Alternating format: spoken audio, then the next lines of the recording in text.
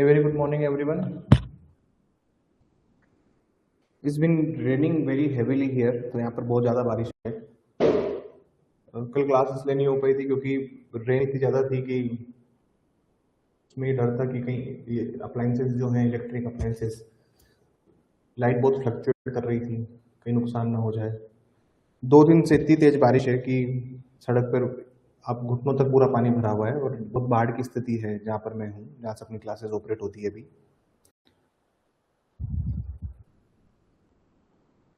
चलिए ज्वाइन कर लीजिए जल्दी से। Good morning.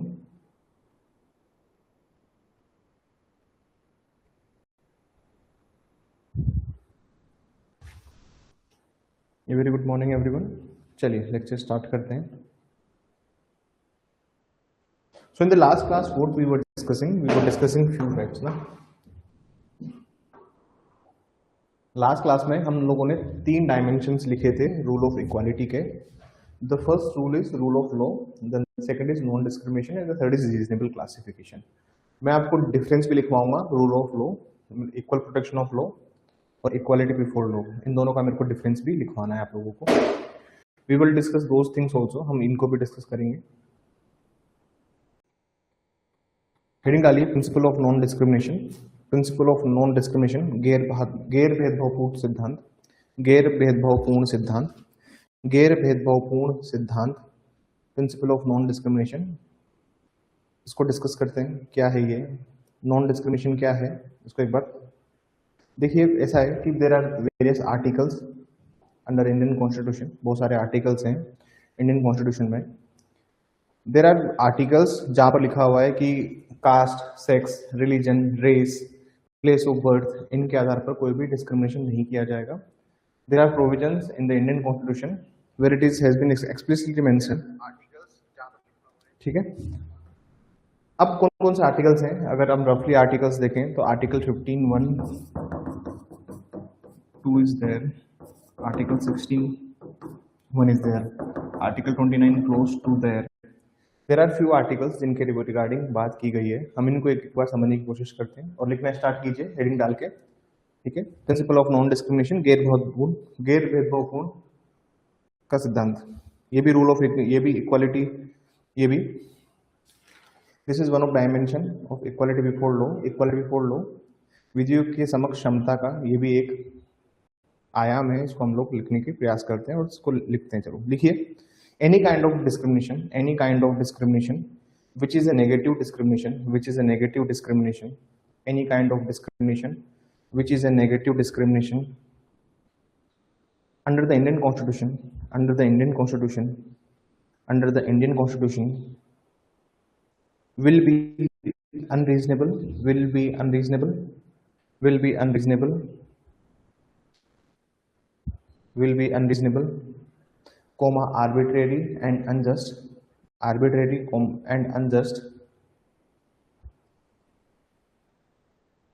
लिखिए लिखिए, भारतीय संविधान के तहत, भारतीय संविधान के तहत किसी भी प्रकार का भेदभाव, किसी भी प्रकार का भेदभाव जो कि एक नकारात्मक भेदभाव है, जो कि एक नकारात्मक भेदभाव है, वह अनुचित, वह अनुचित, कोमा मनमाना, मनमाना और अन्यायपूर्ण होगा, और अन्यायपूर्ण होगा। इसलिए इसलिए ऐसा भेदभाव, इसलिए ऐसा भेदभाव स्वतः ही असंवैधानिक माना गया है। इसलिए ऐसा भेदभाव स्वतः ही असंवैधानिक माना गया है। लिखिए आगे, unjust and hence per se such discrimination, and hence per se such discrimination will be unconstitutional, will be unconstitutional, unconstitutional, and on some specific instances, and on some specific instances, non-discrimination principle found under, non-discrimination principle found under Article 15 clause 1, Article 15 clause 1, clause 2, Article 16 clause 1 and Article 29 clause 1 and Article 29 clause 2। गैर भेदभावपूर्ण सिद्धांत के आगे के गैर भेदभावपूर्ण सिद्धांत के कुछ विशिष्ट उदाहरण अनुच्छेद 15(1)(2), अनुच्छेद 15(1)(2), अनुच्छेद 16(2), अनुच्छेद 16(2), अनुच्छेद 29(2) के तहत देखे जा सकते हैं, अनुच्छेद 29(2) के तहत देखे जा सकते हैं। थर्ड लिखेंगे रीजनेबल क्लासिफिकेशन, युक्तियुक्त वर्गीकरण, युक्तियुक्त वर्गीकरण, रीजनेबल क्लासिफिकेशन, युक्तियुक्त वर्गीकरण। इसमें लिखिए, इसमें लिखिए एक यहाँ पर जो शब्द है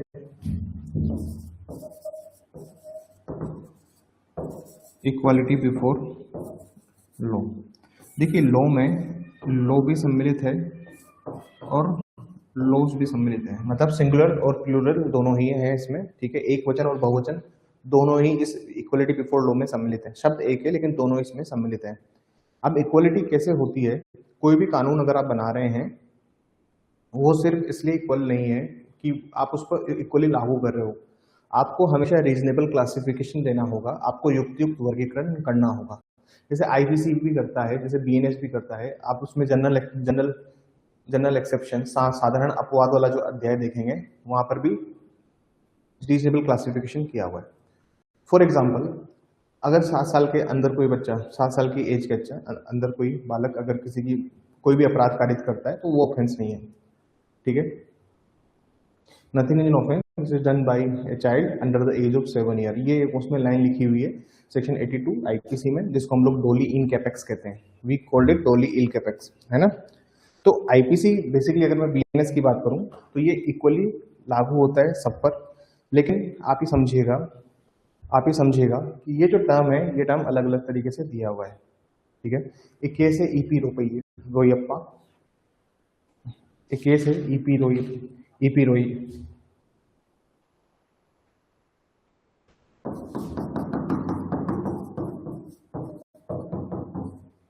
वर्सेस स्टेट ऑफ तमिलनाडु। इसमें जस्टिस पीएन भगवती क्या कहते हैं, लिखिए, in the principle of equality, in the principle of equality, in the principle of equality, समानता के सिद्धांत में, समानता के सिद्धांत में, समानता के सिद्धांत में reasonableness, in the principle of equality, the reasonableness is an essential provision, reasonableness is an essential provision। समानता के सिद्धांत में युक्तियुक्त आवश्यक प्रावधान है, युक्तियुक्त आवश्यक प्रावधान है, युक्तियुक्त आवश्यक प्रावधान है। जैसे मैं आपको एग्जांपल देता हूँ इसका, जैसे सपोज कीजिए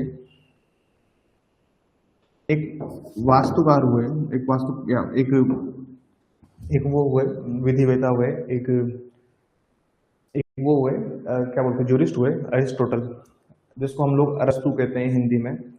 अरिस्टोटल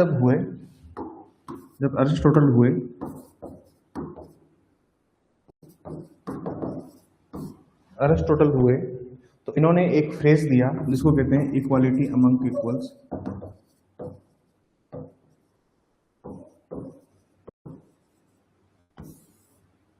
ये जो समता है या जो समानता है वो समान लोगों के मध्य ही लागू होती है। अगर मैं कहता हूं कि सर, मैं आज कहता हूं कि एक जनरल का बच्चा है या फिर एक रिजर्व कैटेगरी का बच्चा है, अगर इन दोनों की एजुकेशन में फर्क है, इन दोनों की एजुकेशन में अगर अंतर है, तो आप कैसे कहेंगे कि ये बच्चा उसी सेम कट ऑफ को लेके आएगा, कैसे अचीव करेगा। एक बच्चा सरकारी स्कूल से पढ़ा है, एक बच्चा झोपड़ी के घरों में रहता है, एक बच्चे को कभी जितना एक्सपोजर नहीं मिला, उसको पब्लिक स्पीकिंग नहीं आती, 10 लोगों के सामने खड़ा होकर नहीं बात कर सकता, आप ये उससे उम्मीद कर रहे हैं कि वो 95% लाए, 99% लाए। तो इक्वलिटी अमंग्स इक्वल्स का एक प्रिंसिपल अरिस्टोटल ने दिया, अरस्तु ने दिया। देखिए जब भी कोई लॉ बनता है, जब भी कोई कानून बनाया जाता है, जैसे कल रात मोदी जी ने ट्वीट किया था, अभी कल रात मोदी जी ने क्या बोला था, कल रात मोदी जी का आपने देखा हो तो 11:30-12 बजे के लगभग इंस्टाग्राम पे आया और ट्विटर पे भी आया, मोदी जी ने लिख दिया।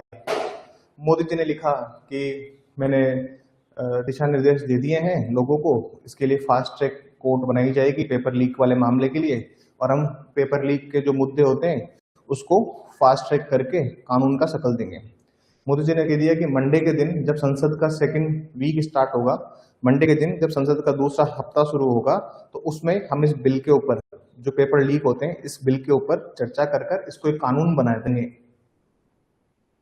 अब जब भी कोई चीज कानून बनाई जाती है, जैसे मान लीजिए राजस्थान में, तो चलो राजस्थान पब्लिक एग्जामिनेशन RPEA बना हुआ है, 1992 का भी था और 2022 का भी था। दो एक सेपरेट अलग अलग एक्ट बने हुए हैं। 1992 बोर्ड एग्जामिनेशंस के लिए था और ये पर्टिकुलरली जो है 2022 वाला जो एक्ट है ये सबऑर्डिनेट एग्जामिनेशंस हो गए, RPC के एग्जाम्स हो गए, उसके लिए बना हुआ है और इसमें यूनिवर्सिटी के एग्जाम्स भी सम्मिलित है।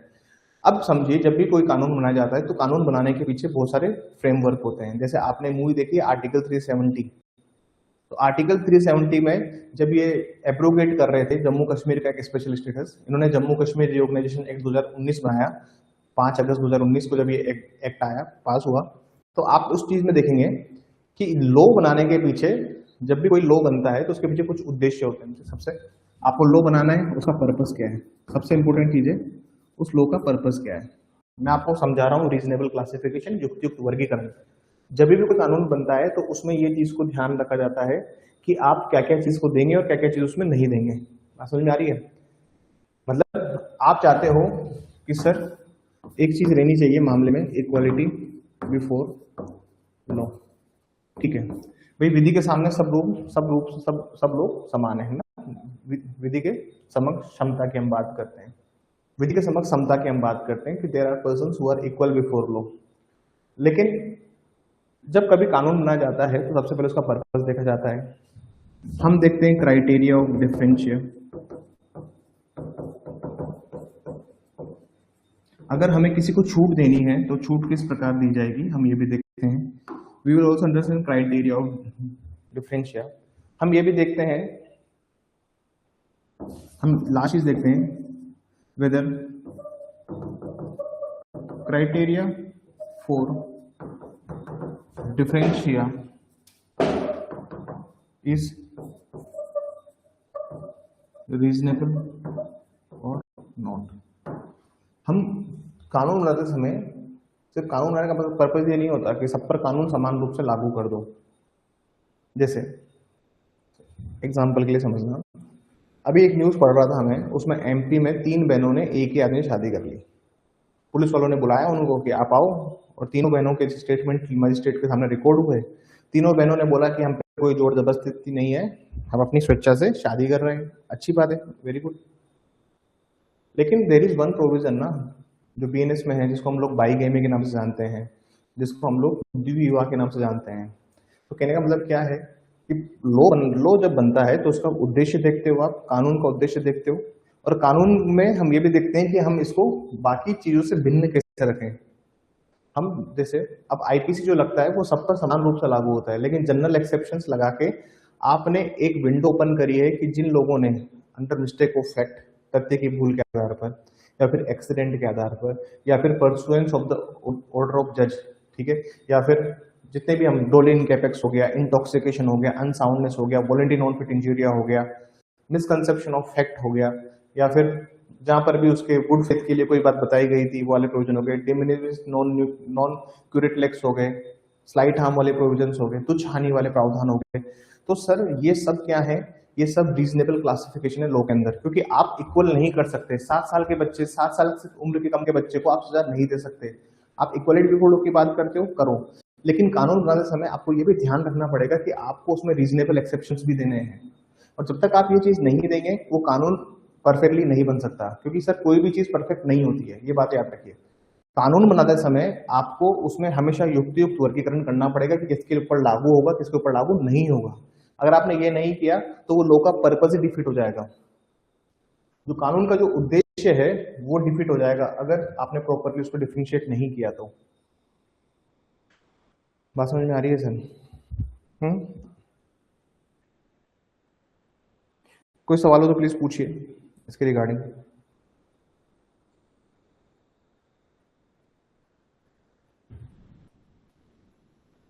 लिखना स्टार्ट कीजिए इसमें, लिखना स्टार्ट कीजिए इसमें। अरस्तु द्वारा ये कहा गया था कि the Aristotle has said that that there must be equality amongst equals, there must be equality among equal. कहा गया था कि समान व्यक्तियों के मध्य समानता होती है, समान व्यक्तियों के मध्य समानता होती है, समान व्यक्तियों के मध्य समानता होती है। ये डायग्राम बनाइए। लो इसमें लिखिए विधि, उद्देश्य, उद्देश्य, अंतर का अंतर का अंतर का मानदंड, अंतर का मानदंड कि किस मान पे आप अंतर कर रहे हैं, और लास्ट लिखिए क्या क्या इस मानदंड का उद्देश्य, क्या इस मानदंड का उद्देश्य उद्देश्य के साथ उचित संबंध है, क्या इस मानदंड का उद्देश्य के साथ उचित संबंध है, उचित संबंध है। तो मतलब आपको देखना पड़ेगा कि जो डिफरेंशिया है, ये डिफरेंशिया क्या पर्पस को डिफीट तो नहीं कर रहा है कहीं पे।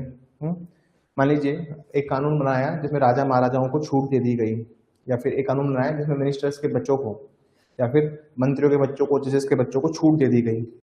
आपने जो छूट दी है क्या उससे पर्पस डिफीट नहीं होगा? आप समझिए बात। जैसे देयर इज ए केस जो आया Joseph Shine. Joseph Shine basically adultery का केस है, ठीक है ना, जिसको हम जारक्रम कहते हैं हिंदी में।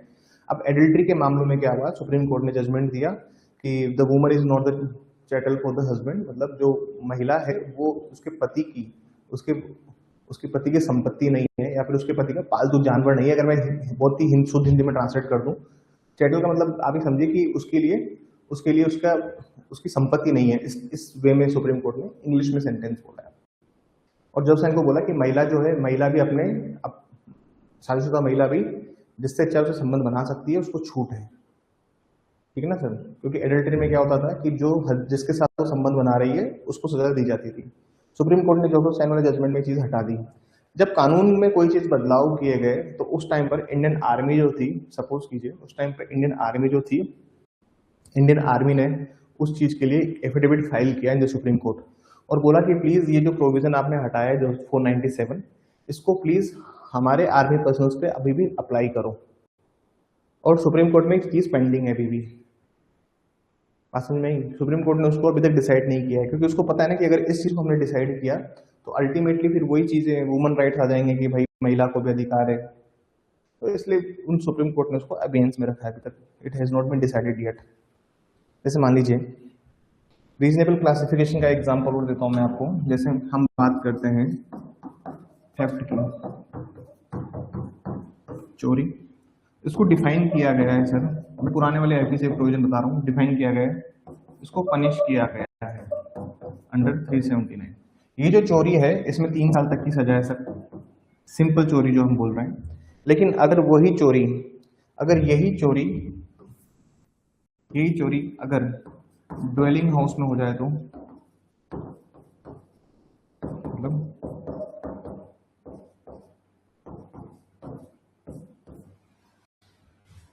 यही चोरी अगर ड्वेलिंग हाउस में हो जाए, किसी के घर के अंदर जाके चोरी की गई हो, घर के ताले तोड़े गए हों, सुनसान घर को निशाना बनाया गया हो, तो इसके लिए एक अलग प्रावधान दिया हुआ है 380 थेफ्ट इन ड्वेलिंग हाउस। और उसमें जो पनिशमेंट है वो तो है सर 7 साल। तो मतलब ये जो क्लासिफिकेशन किया है दिस इज रीजनेबल क्लासिफिकेशन, इसी को रीजनेबल क्लासिफिकेशन बोला है कि तुम चाहते हो इक्वालिटी रखना, समानता रखना, कि लोगों की नजर में सब इक्वल हैं। एक आदमी भरी बस के अंदर या भरी ट्रेन के अंदर पर्स काट रहा है, जेब काट रहा है, that is this provision will reflect ना। लेकिन अगर आप किसी के घर में घुस के, जहां पर उसकी संपत्ति रखी जाती है, जहां पर उसका स्टॉक रखा जाता है, वहां पर अगर ये काम करेंगे, the provision will attract dwelling house. तो there is a reasonable restriction ना, कि घर में घुसकर चोरी करना इज बिगर सीरियस ऑफेंस ना। दुकान में घुसकर चोरी करना it's a bigger serious offence. That is the reasonable classification. क्योंकि तुम उस चोर, आप सोचिए हमारे कानून बनाने वालों ने उस चोर के अंदर भी रीजनेबल क्लासिफिकेशन लगा दिया है। और ये जो चीज है इसको हम लोग रीजनेबल क्लासिफिकेशन, युक्तियुक्त वर्गीकरण कहते हैं। आप चाहते हो समान कानून लगे, हाँ समान लगेगा, लेकिन अगर आपने वर्गीकृत किया, जैसे मान लीजिए रेप की प्रोविजन ही ना, गैंग रेप कर रहा है अलग सजा है, 16 साल की बच्चे के साथ रेप कर रहा है अलग सजा है, 12 साल की बच्चे के साथ रेप कर रहा है अलग सजा है, रिपीट ऑफेंडर है उसके लिए अलग सजा है, नॉर्मल रेप है अलग सजा है, पर्सन इन अथॉरिटी रेप करेगा उसके लिए अलग सजा है, अगर फ्यूडिशियल रिलेशनशिप में लाके रेप किया है तो उसके लिए अलग सजा है। आप सोचिए कि हमने रेप को भी रीजनेबली क्लासीफाई किया है। और ये रीजनेबल क्लासिफिकेशन होता है on the degree of the offence. अब मैं आपको क्यों पढ़ा रहा हूँ ये सब, कल को मान लीजिए आप एडवोकेट बने, और एडवोकेट आप हो, सॉरी बने क्या, कल को आप मान लीजिए लिटिगेशन करें, या फिर आप जज बने, अच्छे ओहदे पर पहुंचे, और उसके बाद में मान लीजिए आप हाई कोर्ट में हैं और हाई कोर्ट में आपने यू हैव चैलेंज समथिंग, मान लीजिए सरकार ने कोई रूल्स निकाले, गाइडलाइंस निकाली है जो आपको अनरीजनेबल लग रही है, तो आप आर्टिकल 14 में उसको चैलेंज करेंगे। आप कहाँ उसको चैलेंज करेंगे? आर्टिकल 14 में उसको चैलेंज करेंगे, अंडर द रीजनेबल क्लासिफिकेशन में उसको आप जाके चैलेंज करेंगे कि सरकार ने ये जो वर्गीकरण किया है दैट इज नॉट सफिशिएंट। इसमें ईपी रुपये की गाइडलाइंस को आप देखेंगे कि भाई युक्त होता क्या है और उसका वर्गीकरण क्या होता है। There are provisions in the law which says that you can differentiate or you can diversify those things which are not reasonable. कानून आप बना रहे हो, मान लीजिए कोई गैंग रेप कर रहा है उसको भी 7 से 10 साल की सजा दे रहे हो, कोई 12 साल के बच्चे के साथ रेप कर रहा है उसको भी आप उतना दे रहे हो। तो ये धीरे धीरे ये जो प्रोसेस ना एक दिन में नहीं आया है। आप देखिए 2013 अमेंडमेंट के पहले there were no provisions with respect to 2013 amendment हुआ है, क्रिमिनल अमेंडमेंट एक्ट 2013। उसके पहले तो ये प्रोविजंस नहीं थे कि 12 साल की बच्ची के साथ रेप करोगे तब क्या प्रावधान होंगे। पोक्सो 2015 में आया, पोक्सो 2012 में आया, उसके पहले ये प्रावधान नहीं थे। पोक्सो के पहले थे बच्चों के साथ प्रावधान में, आप सबको एक समान देख रहे थे कि 7 से 10 साल तक की सजा या फिर एलआई आप दे दोगे। पहले तो 7 साल ही था, उसको बाद में बढ़ा के 10 साल किया है। तो प्रावधान जो थे वो तो आप रेप कर रहे हो, आप 3 साल की बच्ची का रेप कर रहे हो, वहीं पर आप 50 साल की औरत का रेप कर रहे हो। There must be some reasonable classification ना। तो जितने भी अमेंडमेंट्स आते हैं in order to strengthen the criminal law, उनके लिए अलग अलग होता है। जैसे ऑर्गेनाइज क्राइम का ऑफेंस आया है बीएनएस के अंदर, जैसे टेररिस्ट एक्ट का आया है, तो भैया हत्या तो उसमें भी हो रही है। जैसे महिला को वेजिटेटिव स्टेट पर रख दिया 376A में, या फिर महिला की मृत्यु हो गई ड्यूरिंग द उसका जो रेप किया उसके कॉन्सिक्वेंसेस पे रेप हो गई। These are the part of reasonable classifications. सरकार का रीजनेबल क्लासिफिकेशन तुमको क्रिमिनल लॉ में समझ में आ जाएगा, लेकिन जब सरकार रीजनेबल क्लासिफिकेशन करती है in the terms of civil matter, service matter, तब तुमको दिक्कत आएगी कि क्या होता है रीजनेबल क्लासिफिकेशन। और जो प्रोविजंस हम लोग समझ रहे हैं ये बहुत बेसिक लॉ नहीं है, इट्स वेरी एडवांस लॉ। हम बहुत एडवांस स्टेज पे जाकर मैं आपको लॉ कॉन्स्टिट्यूशन पढ़ा रहा हूँ, अभी समझिए। अब बहुत सारे बच्चे हो सकते हैं they feel bored about it कि हाँ सर ठीक है हो गया, but when you enter into the practice ना, दोस प्रोविजंस विल हेल्प यू। समझदार को इशारा काफी है, मैं कोई पीछे पीछे तुम घूमने वाला नहीं हूँ, आप लोग समझदार हैं, सब आप लोग समझदार हैं। मैं सिर्फ आपको हिंट दे सकता हूँ, करना नहीं करना आपकी मर्जी है। अच्छे लेवल की वकालत जब करोगे देन यू विल अंडरस्टैंड ना कि सर जो लिखा है वो सब ठीक है। लिखिए इसमें फोर अब रीजनेबल क्लासिफिकेशन लिखना स्टार्ट कीजिए। फोर रीजनेबल थोड़ा सा तेज लिखना। For reasonable classification. First of all the law has to be examined for reasonable classification. First of all the law has been examined. युक्तियुक्त वर्गीकरण के लिए सर्वप्रथम कानून की जांच करनी होगी। And the purpose of law shall be seen, तथा कानून के उद्देश्यों को देखना होगा। एक पोस्ट आती है विधि रचनाकार आरपीएससी में। अब उसके लिए हिंदी और इंग्लिश चाहिए। जिसने ग्रेजुएशन किया है ना, जिसने हाईपर नहीं किया, जिसने ग्रेजुएशन करके किया है, तो उसको पोस्ट को भर सकता है। दिस इज वंडरफुल पोस्ट, 2 साल पहले आई थी, वापस भी आ सकती है, कुछ पता नहीं है। Has to be examined and the purpose of law shall be seen, तथा कानून के उद्देश्यों को देखना होगा। एक बार कानून और उसके उद्देश्यों की जांच होने के बाद, हो जाने के उपरांत once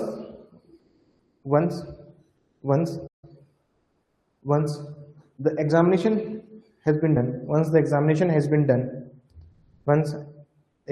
been done, thereafter it has to be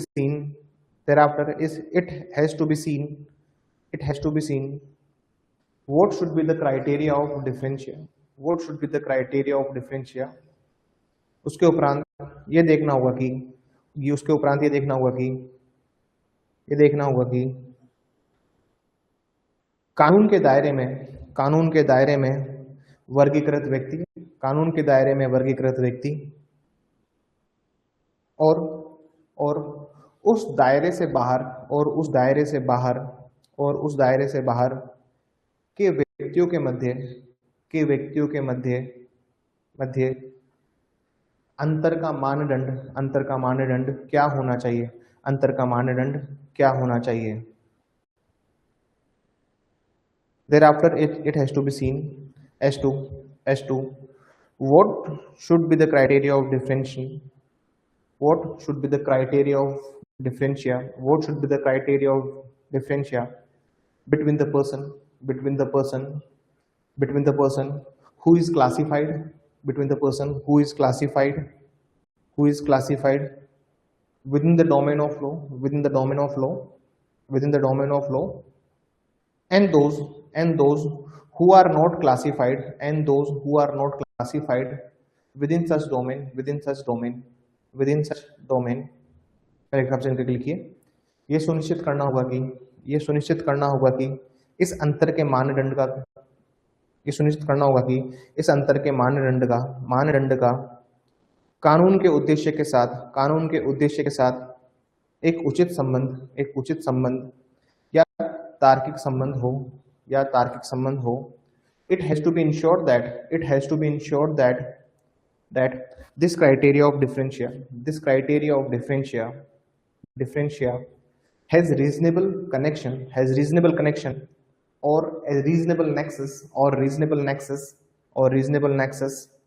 with the purpose of law, or if reasonable connection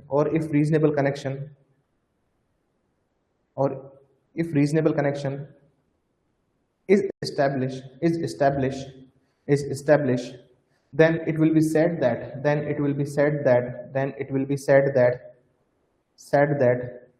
the reasonable classification for any law apply equally. Hindi में लिखेगा, यदि ये उचित संबंध स्थापित हो जाता है, तो यह कहा जाएगा कि यह एक युक्तियुक्त वर्गीकरण है। अगर ये साबित हो जाता है तो ये कहा जाएगा कि यह एक युक्तियुक्त वर्गीकरण है। मैं आपसे एक सवाल पूछता हूँ, ठीक है ना? I am asking you question, simple question है, और जो बच्चे ऑनलाइन है प्लीज आंसर दीजिएगा। सपोज कीजिए हमने SC, ST, OBC, EWS, ठीक है, हमने इनके रिजर्वेशंस देखे हैं। We have seen those reservations कि इनको रिजर्वेशंस मिलता है। जैसे article 15(4) is there, 455 is there, 15(6) is there. हमने रिजर्वेशंस देखे हैं। We have seen the reservations with respect to all the classes SC, ST, OBC and EWS। हमने इनका रिजर्वेशन देखा है कि भाई एजुकेशन इंस्टीट्यूशन में मिलेगा, नौकरियों में मिलेगा। We have seen all this things ना, ठीक है। लेकिन आपने जब एग्जाम के नोटिफिकेशन देखा होगा तो नोटिफिकेशन में सिर्फ यही रिजर्वेशन थोड़ी होता है। हाँ, इसमें MBC भी जोड़ दीजिए आप, ठीक है ना। MBC बेसिकली स्टेट रिजर्वेशन है। पहली बात ये याद रखिए कि रिजर्वेशन जो है is not matter of right. कि जो आरक्षण जो होता है ना सर, वो आपका जन्मसिद्ध अधिकार नहीं है। पहली बात समझिए। अभी मैं ये CGP प्रोटेस्ट में देख रहा हूं कि हमें संविधान ने अधिकार दिए। देखिए, जो चीज दी है ना वो चीज छीनी भी जा सकती है। तुम ये बात याद रखो। अब कानून तुमको पता नहीं है, लेकिन कानून होता क्या है कि जो चीज तुमको दे रहे हैं उसको तुमको छीना भी जा सकता है। तुमको किसी ने अधिकार दिया है, अधिकार किसने दिया है? पार्लियामेंट ने। पार्लियामेंट चाहेगा तो उस दिन अधिकार छीन भी लेगा। जैसे एक बार छीना जा चुका है 1975 में, जब इमरजेंसी लगी थी, और इमरजेंसी जब लगाई गई थी इंटरनल डिस्टर्बेंस की वजह से, एक बार ही लगी इंटरनल डिस्टर्बेंस की वजह से। पहले आर्म्ड रिबेलियन नाम था, अब उसको इंटरनल डिस्टर्बेंस बोलने लगे आफ्टर 44th अमेंडमेंट। आपने चीजें देखी होगी, आपको समझ में आया होगा कि जब इमरजेंसी लगती है all the fundamental rights have been suspended. There is no article 19। तुम स्पीच एंड एक्सप्रेशन की बात करते हो, there is no speech and expression. तो सरकार को जब लगेगा ना इस चीज की भैया जो अधिकार दिया है सरकार चाहे तो कुछ छीन भी सकती है। पहली बात, reservation is not a matter of right, ये स्टेट का प्रेरोगेटिव है, मतलब ये राज्य का विवेक अधिकार है कि हमें आरक्षण देना है नहीं देना। इसलिए आप एमबीसी की जो है, MBC you will found MBC not in constitution, आपको एमबीसी कॉन्स्टिट्यूशन वहां पे नहीं मिलेगा। बट एमबीसी भी दिया हुआ है मोर बैकवर्ड क्लास, जो जो गुर्जर समाज के लिए बनाया हुआ है। वैसे ही मैं आपको कह रहा हूं कि जब आप नोटिफिकेशन देखते हैं यू फाउंड दोज, आपको अगर आप आरपीएससी के देख रहे हो तो वहां पे टीएसपी नॉन टीएसपी भी मिलेंगे आपको, लेकिन आपको और भी नोटिफिकेशन में और भी मिलते हैं, जैसे एक्स सर्विस मैन, इसका एक रिजर्वेशन मिलेगा आपको, आपको विडो का मिलेगा, आपको डाइवोर्सी का मिलेगा, आपको फिजिकल हैंडीकैम का मिलेगा, पीडब्ल्यू कैटेगरी होती है फिजिकल, ठीक है ना, पीएच कैटेगरी इसको हम कहते हैं, हम इसको पीएच कह देते हैं, फिजिकल हैंडीकैम की कैटेगरी होती है, इसकी भी कैटेगरी मिलेगी। तो सवाल यह है कि इनको रिजर्वेशन कहां से मिल रहा है भाई, ये लोग कहां से रिजर्वेशन पा रहे हैं? इनके लिए तो आर्टिकल्स लिख दिया आपने, स्टेट ने प्रोविजन बना दी, इनको कहां से रिजर्वेशन आ रहा है? सवाल ये है इनको कहां से रिजर्वेशन मिल रहा है? हाँ जी, ऑनलाइन वाले बच्चे बताएंगे।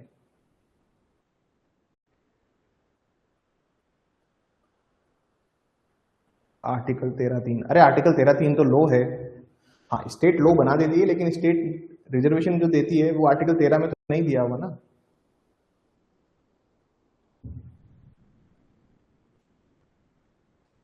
और सोचिए, थोड़ा सा जोड़ देंगे, मैंने आप क्लास में पहले डिस्कस किया है। Yes very good, I got the answer, answer मिल गया भैया, क्लास में बच्चे हैं अपने।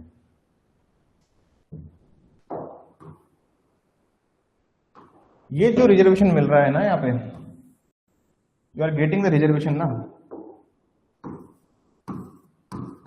दिस इज आर्टिकल 14, और 14 में भी है रीजनेबल क्लासिफिकेशन। मैंने आपको अरिस्टोटल का स्टेटमेंट लिखा है, इक्वलिटी अमंग्स इक्वल्स, जो लोग ये इक्वली नहीं है, वो बेचारा फौज में था, हाँ ये व्यक्ति फौज में था, ये कैसे तैयारी कर रहा होगा, कैसे उसने अपनी डिग्री कंप्लीट करी होगी। अभी अग्निवीर में 20%, 40%, 50% रिजर्वेशन दे दिया, तो उसमें भी लोग दुखी हो रहे हैं कि क्यों दे दिया, ऐसा नहीं देना चाहिए।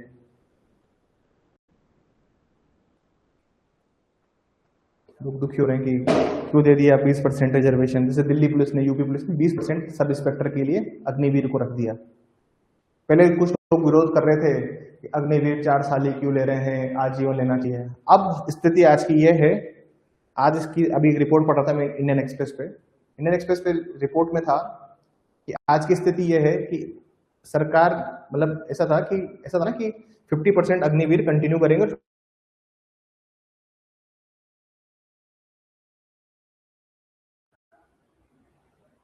थोड़ा सा इंटरनेट फ्लक्चुएट हो रहा है,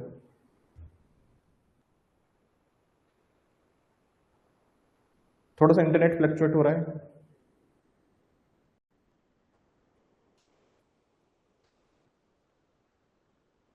अग्निवीर में यह था कि 50% को हम कंटिन्यू करेंगे, 4 साल रखेंगे, फिर 4 साल बाद उनको पूछेंगे कि तुम कंटिन्यू करना चाहते हो, नहीं कंटिन्यू करना चाहते। आज सरकार को 80 to 85% लोगों ने मना कर दिया कि हम कंटिन्यू नहीं करना चाहते। ये तो स्थिति है। वो लोग कहाँ गए जो अग्निवीर कंटिन्यू होना चाहिए, परमानेंट होना चाहिए, पूरी नौकरी मिलनी चाहिए? सरकार को लोग नहीं मिल रहे हैं, क्योंकि लोगों को दिख रहा है ना, जो लोग फौज में लगे हुए उनको पता है ना कि हमको एक सर्विसमैन का स्टेटस मिल चुका है। अब हम दिल्ली पुलिस हो गया या फिर यूपीएससी के जो एग्जाम्स हो गई उसमें भी हमारे को क्राइटेरिया है, सीआईएसएफ हो गया, बीएसएफ हो गया, उसमें भी हमारे को वेटेज है। बहुत सारे स्टेट की पुलिस, एमपी यूपी, वहां के सब इंस्पेक्टर में उनको मिला हुआ है। तो what is this? This is all reasonable classification, यही तो है युक्ति युक्त वर्गीकरण।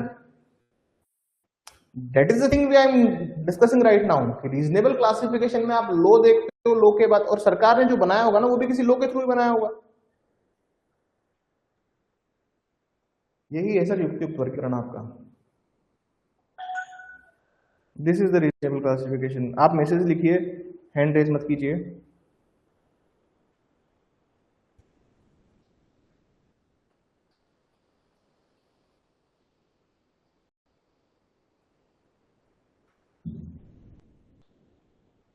गलती से टच हो गया, कोई बात नहीं, गलती से टच हो जाए चलता है। मेरे को पता है आधे हाथ जो रेज होते हैं ना इस क्लास में वो कोई डाउट के लिए नहीं होते, क्योंकि हम लोग एक एक चीज क्लियर करा देते हैं। देखिए ठीक है sir, this is the reasonable classification.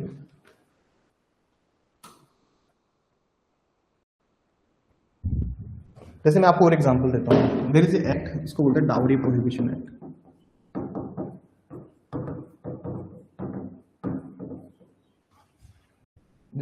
Dowry prohibition act, इस एक्ट का पर्पस क्या है?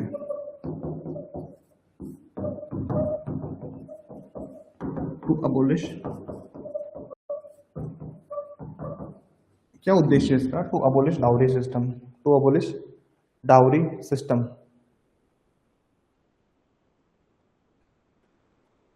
लेकिन अगर शादी में कोई चीज अगर खुशी से, है ना, कोई चीज अगर हैप्पीली अगर कोई प्रोवाइड की जा रही है, कोई चीज अगर खुशी से दी जा रही है without out of any demand, something has been fulfilled without out of any demand, बिना मांग के दी जा रही है आपको, क्या उसको आप डाउरी कहेंगे? तो इसके लिए भी रीजनेबल क्लासिफिकेशन है।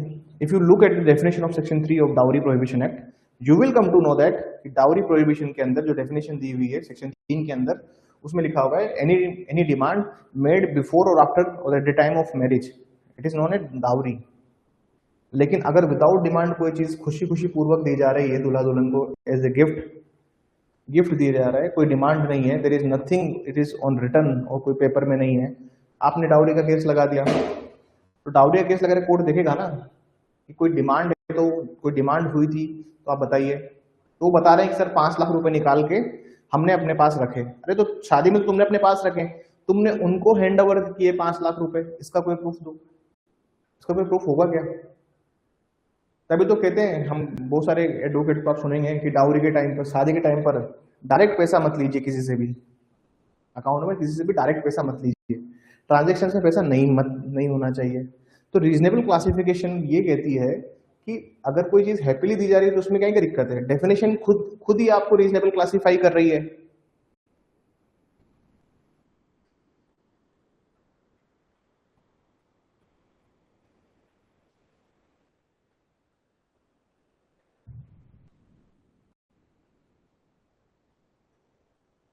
समझ में आई बात? समझ में आई तो आगे चलें। अरे समझ में आया तो आगे चलें। दो चीज पढ़ेंगे, थोड़ा सा एडवांस लेवल पे और लेके जाऊंगा, जिसको नहीं समझना वो स्किप कर देना इस पार्ट को। एक होता है अंडर इंक्लूसिव क्लासिफिकेशन, एक होता है ओवर इंक्लूसिव क्लासिफिकेशन।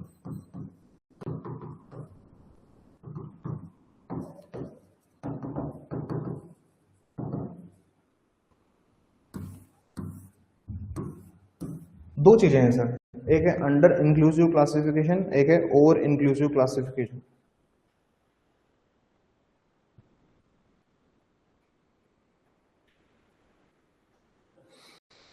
कोई सवाल पूछिए इसके रिगार्डिंग, फिर वी मूव फॉरवर्ड।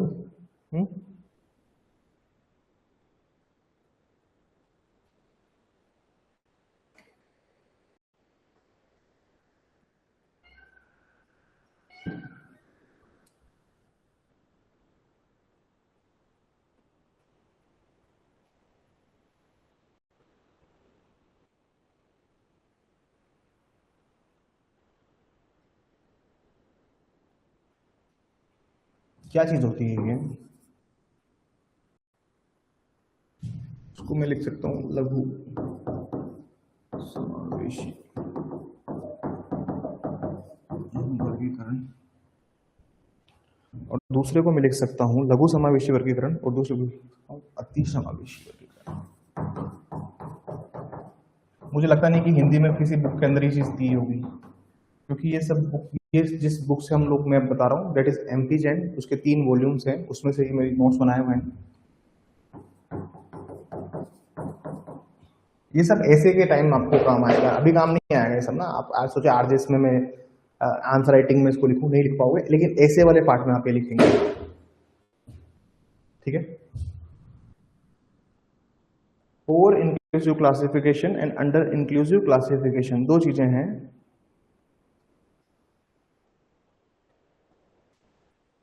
देखिए मान लीजिए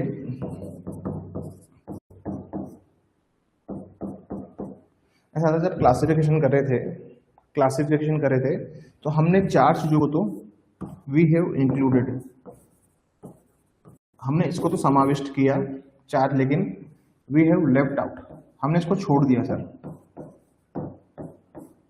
we have left out it. मैं इसका एग्जांपल दूंगा आपको ना। सपोज कीजिए मेरे को 5 चीजों को क्लासिफाई करना था, मैंने 4 चीजों को तो इंक्लूड कर लिया, लेकिन एक चीज को मैंने छोड़ दिया, मैंने कहा इसको हमने छोड़ दिया। जैसे मान लीजिए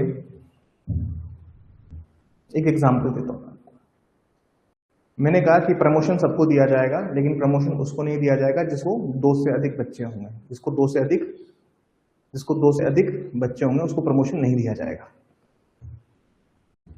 मैंने इसको छोड़ दिया क्योंकि ये 2 से अधिक बच्चे थे। मैं एग्जांपल दे रहा हूं सर कि इसको 2 से ज्यादा बच्चे थे, इसको प्रमोशन नहीं दिया जाएगा। लेकिन यहां पर ये कंडीशन लगानी चाहिए थी कि 2 से अधिक बच्चे जो होंगे वो एक ही कोर्स ऑफ ट्रांजेक्शन में नहीं होने चाहिए। मतलब मान लीजिए किसी को अगर एक बच्चा है और बाद में उसको ट्विंस हो गए, तो ऐसे तो उसके 3 बच्चे हो गए, क्या इसको भी रिजर्वेशन नहीं दोगे? तो इन्होंने जो चीज छोड़ी है कि 2 से ज्यादा बच्चे वालों को रिजर्वेशन नहीं देंगे, उनको प्रमोशन नहीं देंगे, तो मतलब ये प्रॉपर रीजनेबल क्लासिफिकेशन नहीं है, it is under inclusive classification. अच्छे टर्म्स हैं सर, काम आएगा जीवन में कभी ना कभी, लिख लो बस। This is under inclusive classification, कि हमने कोई चीज को छोड़ दिया जो हमें नहीं छोड़ना चाहिए था। ओवर इंक्लूसिव क्लासिफिकेशन में क्या होता है कि हमें ई को इट शुड हैव बीन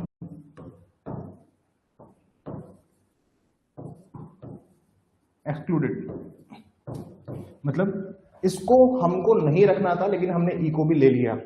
जैसे मान लीजिए सरकार ने एक मुहिम चलाई कि हम एग्जाम लेंगे, that we will conduct an examination, और सब लोग इसमें फॉर्म भर सकते हैं, लेकिन सरकार ने इसमें ये भी लिख दिया कि जिन लोगों के ऊपर आपराधिक मामले हैं और जो दोषी हो गए हैं वो भी फॉर्म भर सकते हैं। तो सरकार को नहीं लेना चाहिए था ऐसे लोगों को, जो लोग कन्विक्टेड हैं, सपोज कन्विक्टेड था सर ये, ठीक है ना, ई कौन था? कन्विक्टेड। सरकार को इसको हटा देना चाहिए था किसी भी रिक्रूटमेंट प्रोसेस से या फिर कोई भी स्कीम से। सपोज कीजिए सरपंच का चुनाव है और सरकार ने ये गाइडलाइंस ला दी है कि जिनके ऊपर भी, जैसे सरपंच के चुनाव से भी हटा दिया ये कि जिनके 2 से ज्यादा बच्चे को चुनाव नहीं लड़ सकते, पहले ये रूल था। अभी सरकार ने 2-3 महीने पहले ही नोटिफिकेशन में हटाया कि जिनको 2 से ऊपर बच्चे वो भी अब चुनाव लड़ सकते हैं। तो सरकार क्या कर रही है? रीजनेबल क्लासिफिकेशन कर रही है। असली पैसा इस लिटिगेशन में है। तुमको क्या लगता है बेल मैटर्स में इनमें पैसा है? हाँ, असली मजा इसमें है। सर्विस मैटर्स के जो एडवोकेट्स हैं, दैट इज द रियल जो है ना। वैसे सर मान लीजिए सरकार ने निकाला कि जो भी लोग हैं वो फॉर्म भर सकते हैं, लेकिन सरकार ने ये चीज नहीं लिखी कि जो लोग कन्विक्टेड है वो भी फॉर्म भर सकते हैं, और इनको भी इंक्लूड कर लिया। It is known as over inclusive classification. the government should not have been included those persons which should have been excluded। सरकार को उनको नहीं जोड़ना चाहिए था जिनको उनको एक्सक्लूड करना था। अभी समझ में आ रहा है तो ठीक है, नहीं आ रहा तो कोई बात नहीं तुम्हारे को। इसको हम लोग बोलते हैं under inclusive classification, this is over inclusive classification. जैसे मैं एग्जांपल देता हूं आपको,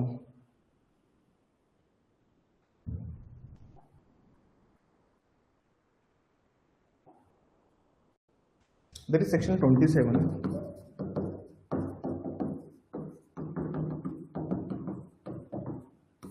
एक सेक्शन है section 27 Indian evidence act. Section 27 क्या कहता है?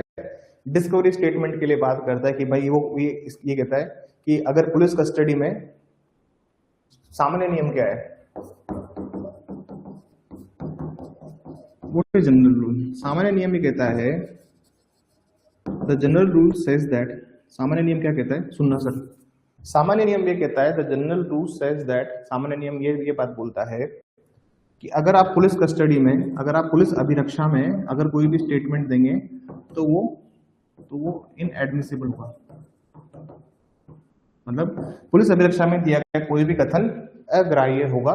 लेकिन अगर पुलिस कस्टडी में आपने कोई स्टेटमेंट दिया है, पुलिस कस्टडी में अगर कोई स्टेटमेंट दिया है जिससे किसी चीज की डिस्कवरी हुई है, जिससे किसी तथ्य का प्रकट किया जाना हुआ है, तो वो स्टेटमेंट रिलेवेंट होगा। हमने ये बात कही, ठीक है।